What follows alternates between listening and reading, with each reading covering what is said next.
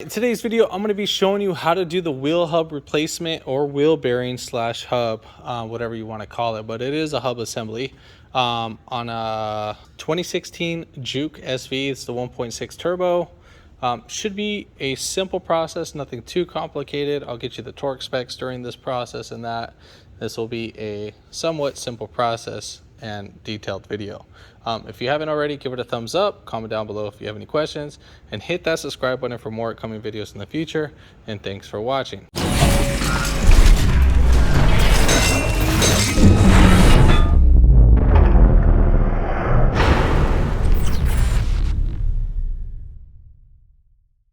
All right, so pretty much customer complaint as they're driving, and then when they're kind of making a little right turn, they hear a growling sound. So when you start putting pressure on the wheel bearing as you're turning right, you're putting all the weight on the driver's side wheel, and which is causing it to growl. Now, vice versa, the same thing could apply to the passenger side as well. So the only time this one makes noise is when turning right. Now, a wheel bearing can make noise while going straight or when picking up speed, anytime from 5 miles an hour and up. So just depending, some take at 30 miles. So just depending, the faster you go, it'll make some noise as that. So I just want to make sure we get that cleared out on that. All right, so we're going to go ahead and take off the wheel. That is going to be a 21 millimeter. And then I will showing jacking up locations.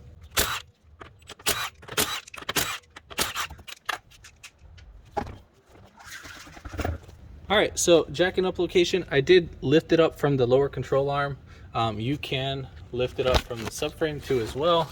So the subframe would be right up here, so you can lift it up from the front. When lifting it up from the front, you will be lifting up both wheels and causing the car to roll. So make sure you put your emergency brake on and a wheel chuck in the front of the wheel and then in the rear of the wheel. And then also you can put your jack stand too, as well as right here on the actual subframe. All right, so we're gonna get some snap rings, not snap rings, some dikes, whatever you want to call them. I can't think of the name right now. So we're gonna go ahead and get our cotter pin off, and then you just kind of work your way just to flatten it out, just like that. We can reuse this if we want. Just gonna go ahead and just angle it, so, and then we're gonna pull off this castle nut. Now this is a lock. I don't know why it's not coming off. Story of my life. So I'm just gonna pry it back. Should just came off. So basically I'm just gonna reuse the cotter pin. You can slide it in and out, so not a problem. Now we're gonna go ahead and take off our CV axle nut. So we're gonna go ahead and take off our CV axle nut. That is gonna be a 32 millimeter. Now, if you don't have an impact gun, what you can do is you can get a screwdriver, a really thick one, and put it in the fins of the rotor. So as you're loosening the rotor, it's gonna stop and it's gonna hit the caliper bracket. And then from there, you can go ahead and loosen up the actual axle nut. All right, so make sure that your axle goes in and out, because we still need to reuse this guy. If it doesn't go in and out, spray some WD-40 in there, and then what you can do is you can get your bolt or your nut. Make sure you kind of thread it in mostly all the way to where you get enough threads, and then you can get your socket and then hammer out the axle like that. All right, we're gonna go ahead and loosen up our ABS bolt. That's a 10 millimeter. As soon as we loosen that up, if your sensor doesn't slide out, what you can do is you can get some pliers, and then you're gonna grab your plier and squeeze right here in this section, and then wiggle it back and forth. You can hit it with some brake cleaner, some WD-40 too as well. And then we'll just kind of let this wire hang around over here, make sure we don't damage it when we loosen it. Now there's two ways we can either do this. We can either take off the bolts right up here, or If you do it that way, you are going to need an alignment right after. if you don't do it that way, you can loosen it up from the bottom at the ball joint. I'm just gonna loosen it up from up here just because it's quicker, and obviously my customer was gonna get an alignment right after this, so we're gonna go ahead and do it that route. So we're gonna take off these 2 bolts. They are 21 millimeters.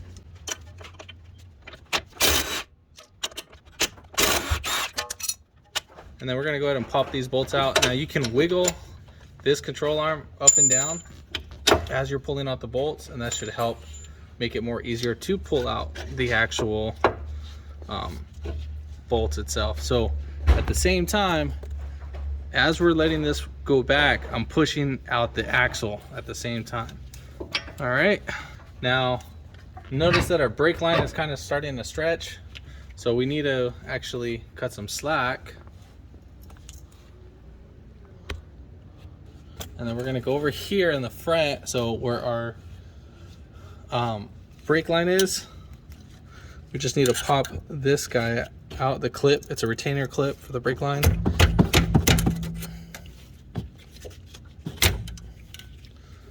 And you can use some pliers to do that. So I'm gonna push this in, and then I push this hose towards the vehicle, and then we're gonna just slide it right up on out. And then that would just give us a lot more slack, so we're not pulling on that hose and then causing any leaks. All right, so now we're gonna go ahead and pull this out. Now that gives us a lot more room to pull out everything. And then we're gonna go ahead and remove these bolts. Oh man, we gotta take off the rotor. So we're gonna go ahead and take off these bolts too for the caliper. And then those 2 caliper bolts are 19 millimeter. We're just gonna let this slide right out. I'm gonna pull out these bolts.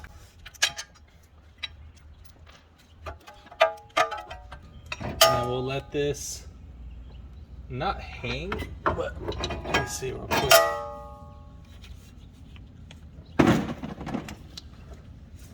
I'm gonna have it chill over here. And then we'll just keep it hanging right over here so we don't have any issues.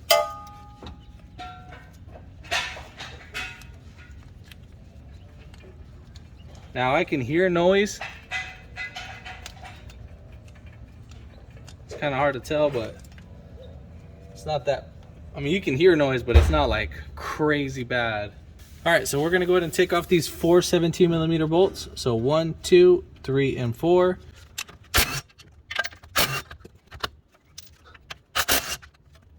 Now when we take off the last bolt, our dust shield and our hub might fall off at the same time. Just the wheel bearing. So keep an eye on this, how you take it off. So if you need to mark it, clean up your area. This is not that bad. This car does not have that many miles. It's just that customer hit something. All right, so we got our new wheel hub. All right, so we're gonna go ahead and use the wire brush to clean up our hub. This is not that bad. So, and then just clean up our little surface area.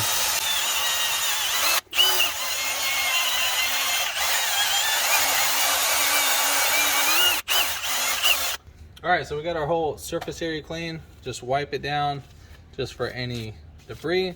And then put some wheel bearing grease. I'm not gonna do any of that, just in case, but now you're gonna put our dust shield on. Now this is the way how it's gonna sit, so don't forget your 2 little notches. Whoops. The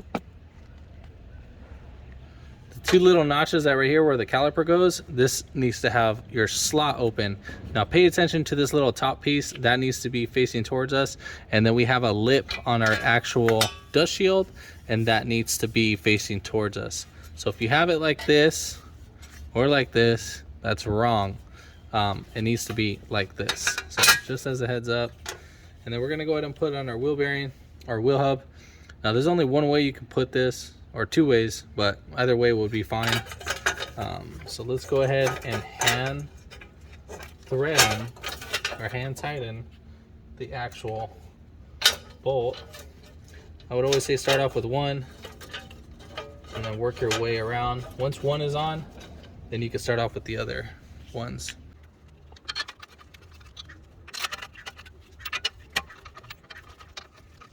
And so basically, you're gonna tighten these bolts down in a X pattern. So you're gonna go 1, 2, 3, and 4. So just pay attention to that. So again, so 1, 2, 3, and 4. Doesn't matter where you start as long as it's in an X pattern. So I would say snug down first, and then go ahead and hit it and tighten it. And then I'll get you the torque specs for that. All right, so these 4 bolts, they are going to be torqued down to 65 foot-pounds. And then let's say if you did take the bottom bolt off, so this one right here, that one will be torqued down to 41 foot-pounds. So just as a little heads up, FYI. All right, so we're gonna go ahead and put in our CV axle. So while angling this area, the actual nut itself, or the CV axle, we're gonna go ahead and spin the actual axle. I'm gonna keep the caliper still right over there, and then you are gonna get your knuckles or steering knuckle bolts. So we might need to kind of finesse it down, and then I'm just gonna wiggle it in there. So let's say if one of the bottoms didn't go in, you might need to push towards the vehicle or pull back on the actual top piece of the actual hub. So you just need a wiggle on that, and then we'll get our bolts. And then you are going to tighten those bolts to 121 foot-pounds.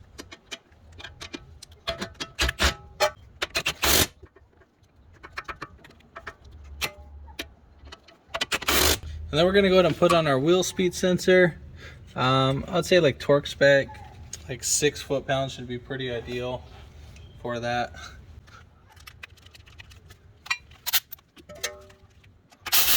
So we're going to put on our rotor now. So when putting on the rotor, make sure this surface is clean, because you can cause a vibration or wobble when driving. All right, so now we're gonna go ahead and put on our caliper.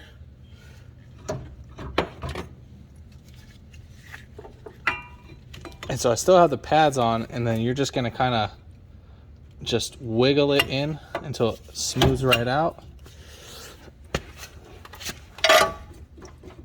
And then I'm gonna try to show this as best as possible.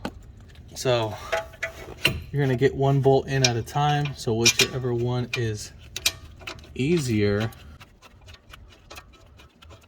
All right, so we got that one. And then we'll hand tighten the other one too as well.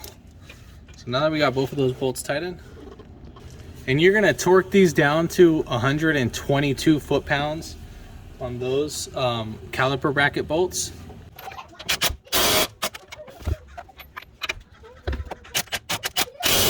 All right, so we're gonna go ahead and put on our axle nut.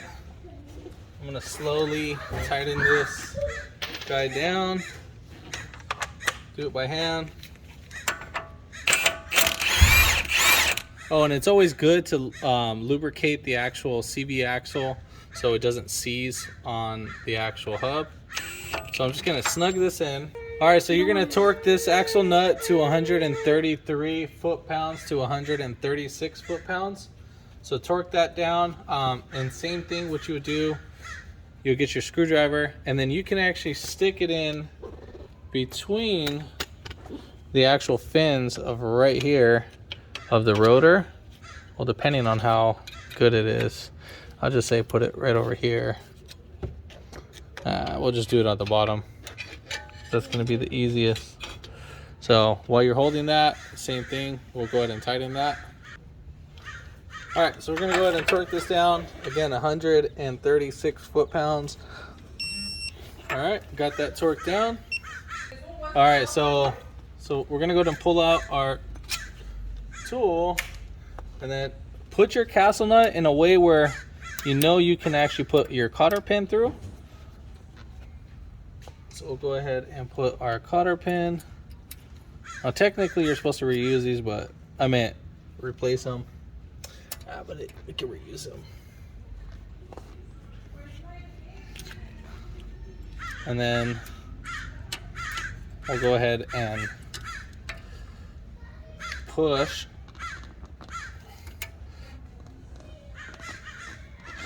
down on that, and then from there you'll be set. And then all that's left is gonna be our brake line. So you got to make sure that this brake line is fully seated in so we can get our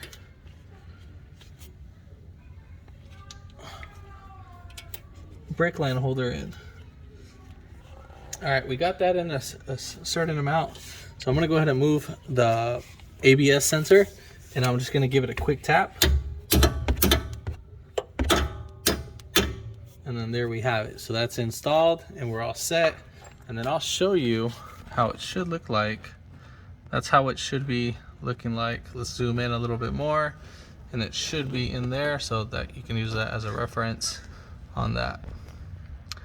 All right, at this point, we're pretty much done. You're gonna go ahead and put on your wheel, and then you'll tighten it down in a star pattern. So you go 1, 2, 3, 4, and 5, and then you will torque down those to 80 foot-pounds, and then that's pretty much it. If this video helped you out, give it a thumbs up, comment down below if you have any questions, and hit that subscribe button for more upcoming videos in the future, and thanks for watching.